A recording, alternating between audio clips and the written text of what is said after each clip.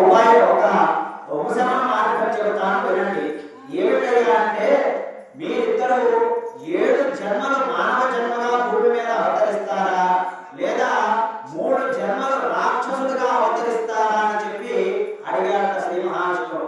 అడగగానే ఇద్దరు ఆలోచించారు.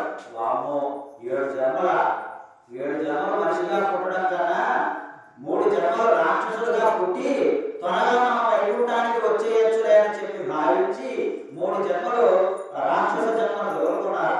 ఆ 3 జన్మలు రాక్షస జన్మ కోరుకున్న తర్వాత అంతటా ఆ యొక్క శాప విమోచన తొలిచరిగా హిరణ్యాక్ష హిరణ్యకశ్యపుడుగా జన్మించారు. కనుక హిరణ్యాక్ష హిరణ్యకశ్యపుడు పూర్తి శ్రీహరిద్వేషులుగా ఉన్నారు. అందులో పెద్దవాడి కన్నా చిన్నవాడు అన్నకన్నా ముందే దుర్మార్గాలు చేయడం ప్రారంభించాడు. భూమిని చుట్టి చక్కన పెట్టుకొని పట్టుకొని పోవాలనుకున్నాడు. ఎవరిని? భూమిని కబ్జా చేయాలనుకున్నాడు. నేటి పరిభాషలో చెప్పాలి అంటే కబ్జాదారుడు అని.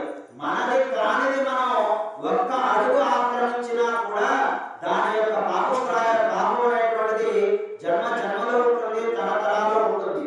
ధనమైనా కానివ్వండి, స్థలమైనా కానివ్వండి, స్త్రీ వ్యామోహమైనా కానివ్వండి, ఈ 3 కూడా జన్మల పాపములు. కాబట్టి మనది కానిది భూమికి ఎవరున్నారులే, భూమికి ఎవరు లేరు కదా. కాబట్టి భూమి వైపు చూసేవాళ్ళు ఎవరు లేరు. ఎవరు చూడనప్పుడు అంతా నాదే అనుకున్నాడట. అంతా నాదే అనుకొని వెంటనే ఆ భూమిని చుట్టి చంద్ర పెట్టుకొని వెళ్ళిపోయారు. అంతటా భూమి యొక్క పరిస్థితిని చూసినటువంటి శ్రీహరి బాగా మంచుకోండి. శ్రీహరి చక్కగా ఆ భూమిని కాపాడి అటువంటి శ్రీహరి భూమిని కాపాడాడు. అప్పుడే హరికి భూదేవికి వివాహం జరిగి భార్యాభర్తల అనుబంధం ఏర్పడింది. అందుకే భూమి మీదకి ఆదివరాహ స్వామిగా వచ్చినటువంటి నారాయణుడు లక్ష్మీ వరాహమూర్తిగా మారాడు. శ్రీ వరాహస్వామి కొడుకు తీరినటువంటి ప్రాంతం కావడం వల్ల ఈ యొక్క శ్రీవిల్లిపుత్తూరుని ఆదివరాహ క్షేత్రం అని కూడా పిలిచేవారు.